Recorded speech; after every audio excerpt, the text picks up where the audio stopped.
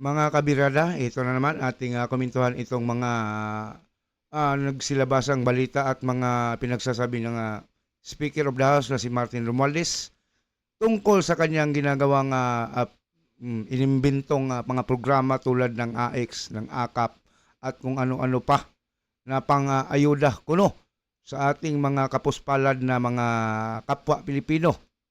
Sinasabi niya rito na itong kanyang AKAP, AX at mga charitable na mga project ay hindi ito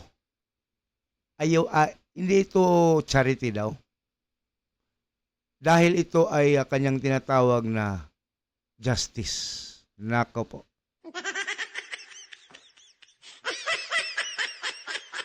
Ang ayuda ay nagiging justice na. Kung ganon, yan justice na yan ay sakop ng trabaho ng Department of Justice. At bakit hindi niya ibibigay doon sa Department of Justice kung gano'n? Wag na makialam ang DSW dito ha. Dahil yan pala ay justice yan.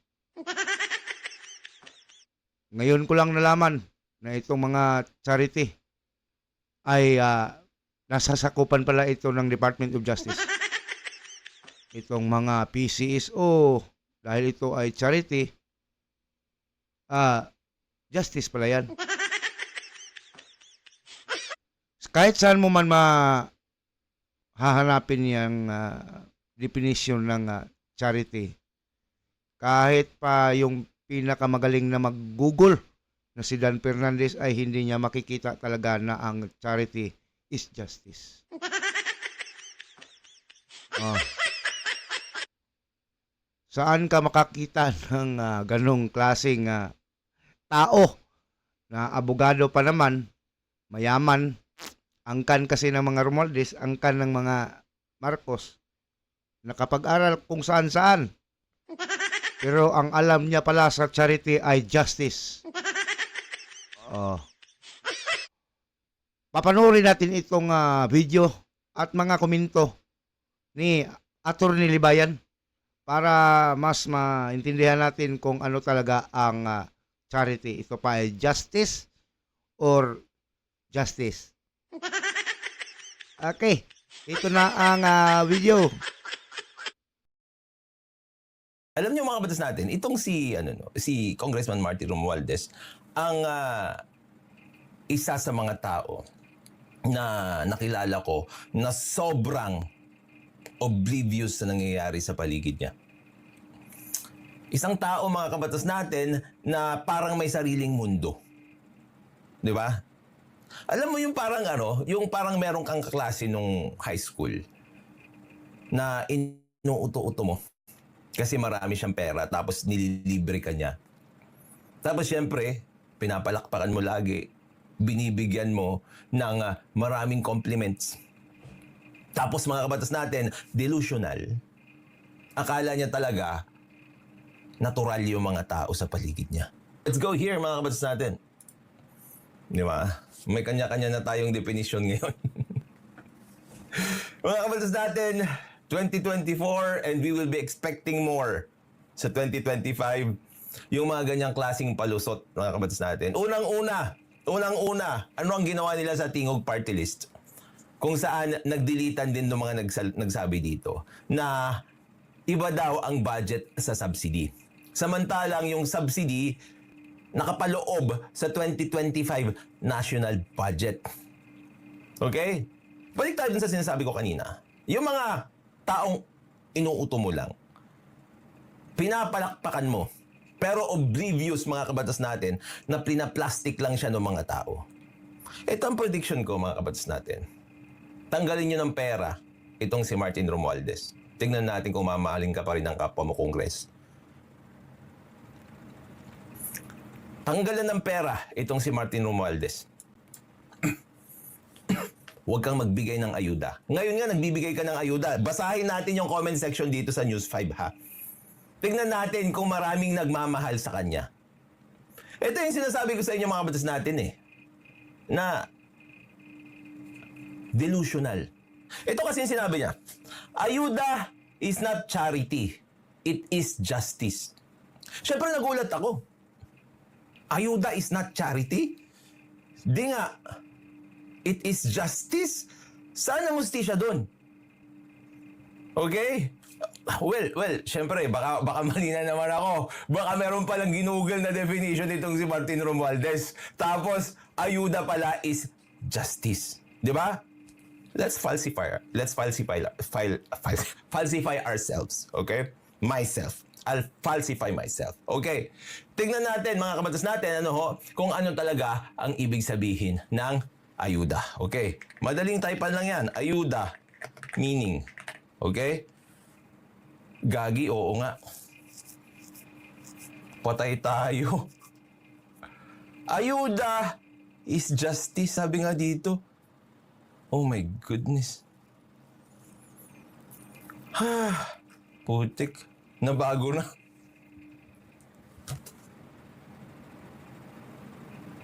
Nabago na mga kabatas natin. Sorry naman. Hindi, joke lang. Tingnan nyo. Oh.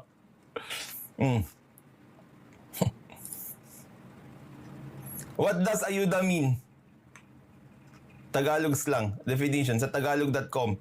Financial assistance, aid, help. Bakit walang justice? Mali yata. Ito Spanish lang. Help, assistance. Asistensya. Pati sa Spanish, mga kabatas natin, help pa rin eh. Hindi naman justice eh. What language is ayuda? Spanish. What is... Oh my goodness. Institute of Development Studies. Ayuda is a Filipino word that means aid or assistance. Hindi pa nabago, Congressman Martin Romualdez. Oy!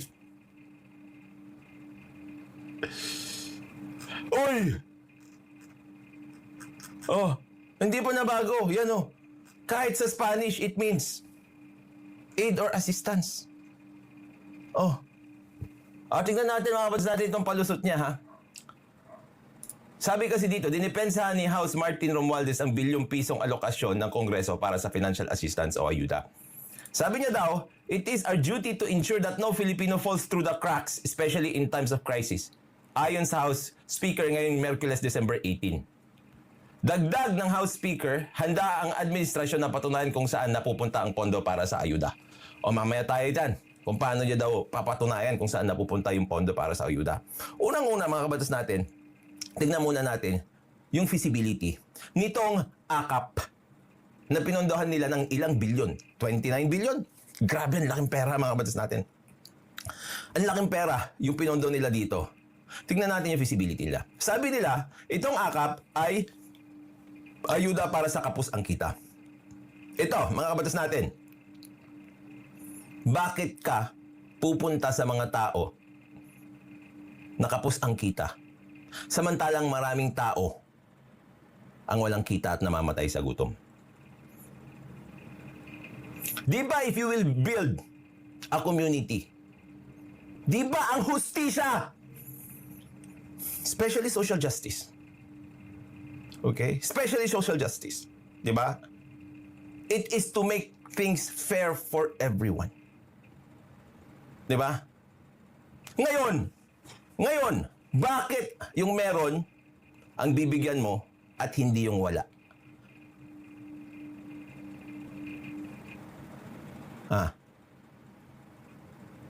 Meron taong, ito na lang. Okay, ito na lang. Meron taong nangangailangan ng agarang tulong. May sakit. Mamamatay na pag hindi mo pakakainin. Meron naman tao na may sakit. Hindi pa naman mamamatay. Gutom. Okay? Parehas silang gutom. Pero yung isa mamamatay na. Kasi nga, yun nga, yung pulubi. Yun yung hirap na hirap sa buhay. Bakit ang pipiliin mong tutulungan, yung nagsusurvive pa? Bakit hindi mo tutulungan yung tao na mas kailangan ng tulong? Bakit? Bakit? Ipaliwanag mo nga yun. Mamaya tayo dyan sa resibo-resibo na sinasabi mo. Ipaliwanag mo muna yon. Bakit hindi yung mas nangangailangan ng tutulungan natin? Diyan pa lang alam natin na hindi na feasible yung akap na yan. Alam niyo kung bakit? Kasi nga, pati yung kapos ang kita, hindi nga nila pinaliwanag. And when we go to this, sa paliwanag niya, di ba? Sabi niya, ang may hawak ng pondo ang mga departamento tulad ng Department of Social Welfare and Development, Department of Labor and Employment, Department of Health. Sila ang nagpapatakbo sa programa, hindi ang Kongreso, sabi niya, di ba? Pero, paano yung akap? Anong department yun? DSWD. Dole? Punta tayo dito sa mga kontra sa ayuda, handang ipakita ng administrasyong ito kung saan napunta ang bawat sentimong inilaan para rito. Okay? Paano? Dahil sa pagpirma ng mga tao na hindi mo man lang alam sa sobrang dami kung nangangailangan talaga ng ayuda o hindi. Di ba? Pangalawa, ibibigay niyo sa mga tao para sa patronage politics, para sa pamumulitiko, para pagdating ng halalan, kayo yung iboboto. Di ba? Sabihin niyo hindi. Please prove me wrong. Kung mali ako, bakit pa kayo sumasama dyan sa mall tour na yan? Kung mali ako, bakit panay ang sigaw? Panay ang sigaw nitong si Congressman Luis na kung wala si Speaker, wala ang akap. Kung wala si Speaker, walang AIX.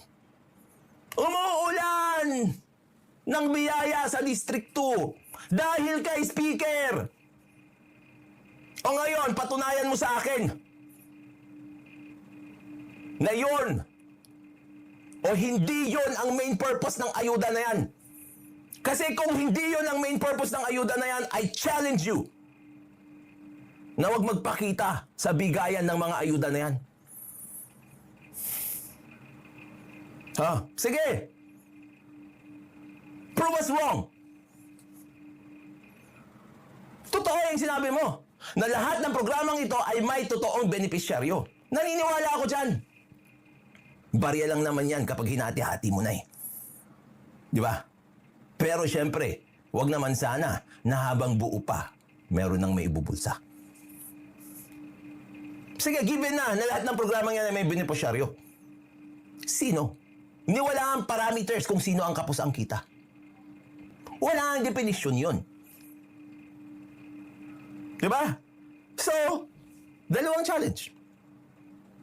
Una, kung totoong para sa mga Pilipino yan, hindi mo kailangan magpakita dyan.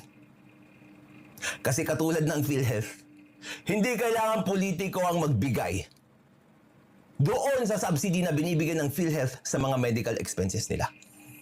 Yon para sa tao yon. Pangalawa, i-define nyo kung sino yung kapos ang kita. Kasi kahit ako, mas malaki ang kinikita ko sa normal na Pilipino, minsan kinakapos pa rin ako. Biwali lang ako ng kotse dyan. 2. Kapos na ang kita. Bigyan mo na ako ng kaakap. Kasi isipin mo, monthly ng sasakyan ko, 80,000 isa. Kapos na ang kita. Di ba?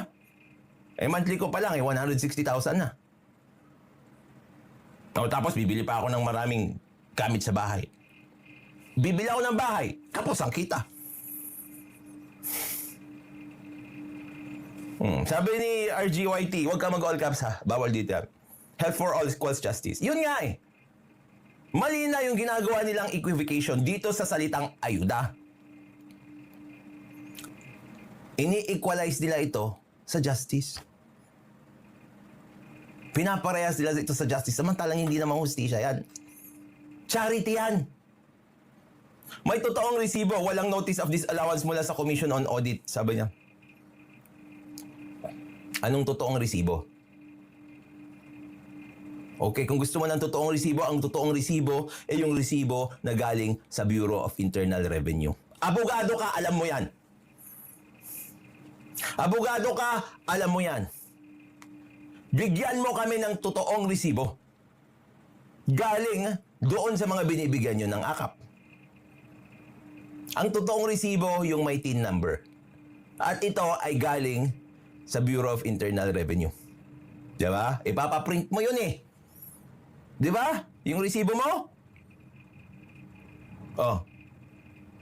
Bakit ang yabang-yabang mo at ang tapang-tapang mo magganyan? Kasi alam mo naman na yung mga resibo na sinasabi mo, pirma lang ng mga tao na binigyan nyo ng ayuda. Na ginagamit nyo sa pamumulitika. Di ba? O parang ganito mga kabatas natin ang ginagawa ni Martin Romualdez dito. Ni Honorable Nikong, mga kabatas natin. Ito yung ginagawa niya. Okay? Kayong lahat, suportahan nyo yung luho ko. Okay? Pupunta ako ng Japan, bayaran nyo yung ticket ko. Sigurado ako may papakita akong resibo sa inyo na bumili ako ng ticket papunta sa Japan. Tapos, pangalawa, bibili ako ng gitara. Yung gitara ni Jimi Hendrix. Ay, wag pala, masyadong mahal yun. Basta, 1 million pesos worth na gitara bibili ako. Ibigay nyo sa akin yung pera. Okay? Promise ko sa inyo, may ipapakita akong resibo sa inyo. Promise ko sa inyo, gagastusin ko yon sa aking pagbabakasyon at sa aking luho sa gitara. Promise ko sa inyo, ipapakita ko yung resibo. Ano pinagkaiba nun dyan? Eh ikaw, may resibo ka kasi ginamit mo sa pangangampanya. Ginamit mo sa pagbababango ng iyong pangalan. Ginamit mo sa patronage politics. Ginamit mo naman talaga pero sa hindi tamang paraan. Yun lang mga kabatas natin. Maraming salamat sa inyo. At syempre, tulad ng lagi kong sinasabi, matulog po tayo na maimbing dahil alam natin na yung natutulog na maimbing, siya yung laging panalo. Paalam po.